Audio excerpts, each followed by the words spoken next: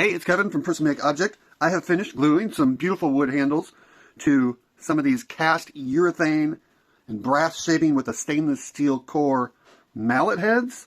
And now I am ready to check up these glued assemblies onto my lathe and turn this rough turned blank into a finished person-made mallet.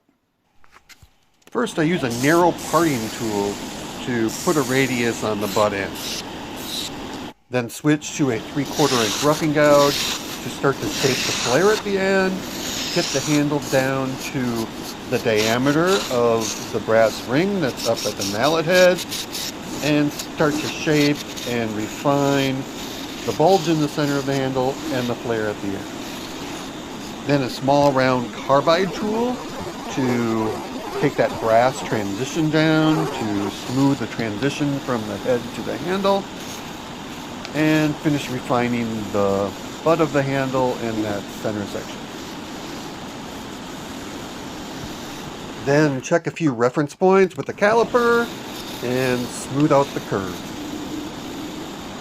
Then sand everything from 150 grit up to 1000 grit, both across the grain with the lathe spinning and along the grain to get rid of those scratches.